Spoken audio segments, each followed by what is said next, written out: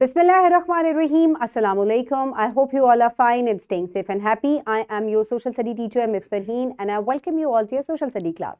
My dear students, as you know that we are on unit number 5, that is geography. We are on its third part, which is weather and climate. Today is its 20th lecture, and in this lecture, the students will be able to describe the factors affecting climate and the impact of global warming on the climate change. So my dear students, आज हम climate के बारे में पढ़ेंगे कि कौन से factors हैं जो कि climate को change करते हैं and what is basically climate change जो कि global warming की वजह से जो है हो रहा है. So my dear students, let's quickly recap what we did in the previous lecture. हमने weather and climate की जो terminologies हैं इनके दरमियान को difference पढ़ा था. So what is the difference between weather and climate? Weather is a short time period, is for short time period. It can change from day to day, from hour to hour, whereas climate is a long-term weather condition or atmospheric condition of a area.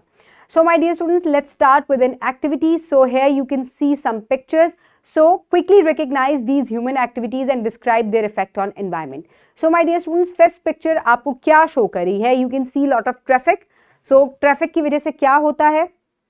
बहुत ज़्यादा smoke जो है वो हवा में release होती है. Next is cutting down of trees and the last one is pollution और the smoke coming out of the factories. इन तीनों की वजह से क्या होता है?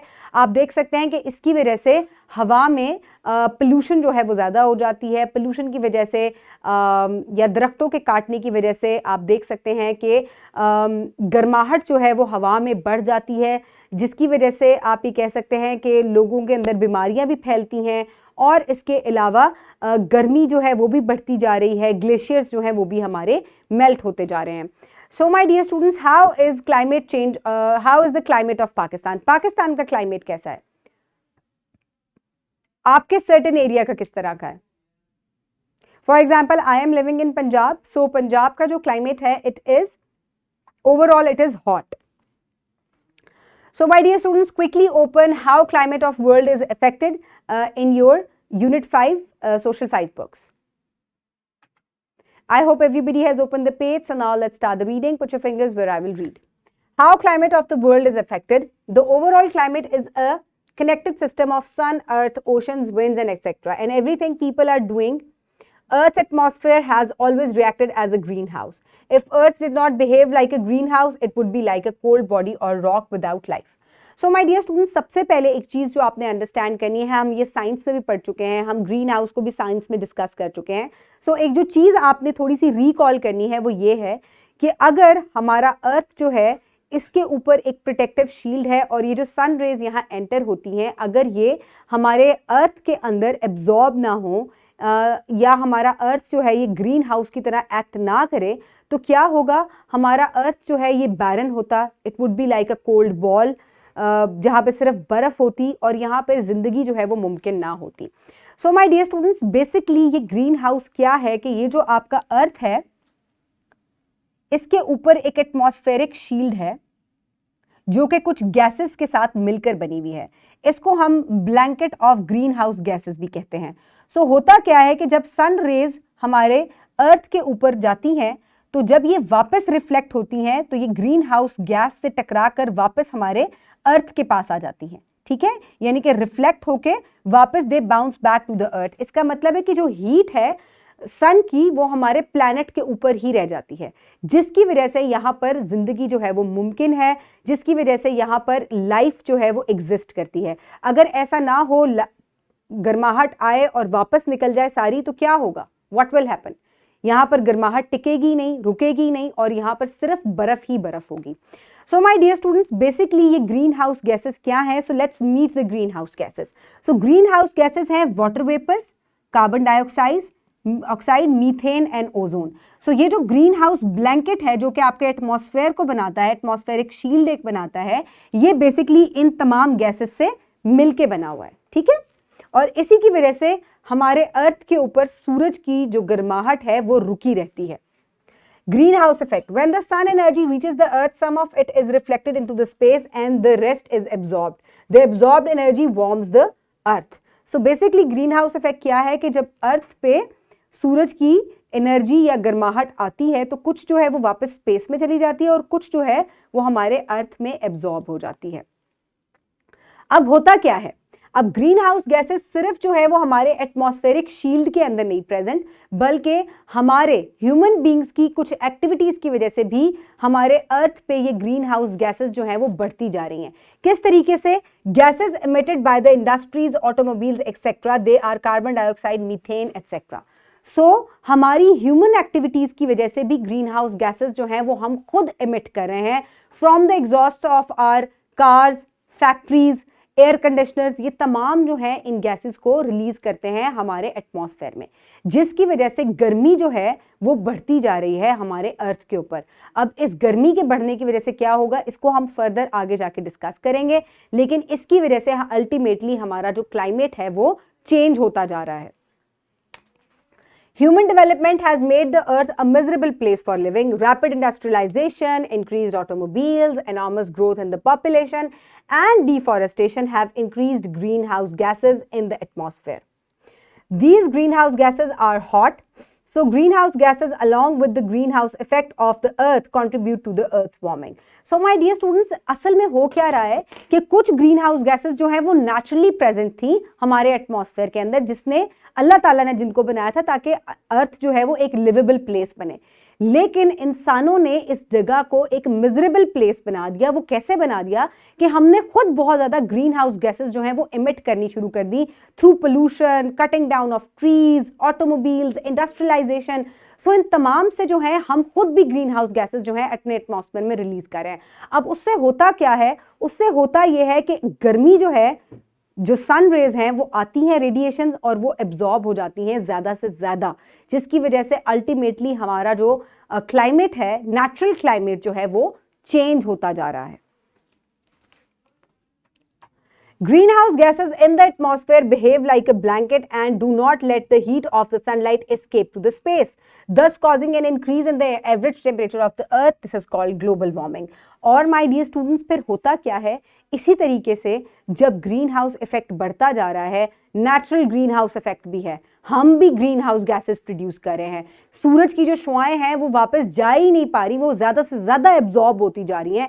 सो ultimately the temperature of the earth is getting higher and higher, बढ़ता जा रहा है, जिसकी वजह से अल्टीमेटली ग्लोबल वार्मिंग जो है वो हो रही है। सो इस तमाम चीज़ को जो हम जो ग्रीन हाउस गैसेज एमिट कर रहे हैं और जो नेचुरल फिनोमिनन है, ultimately that is causing global warming and that is the cause of climate change in the on the earth.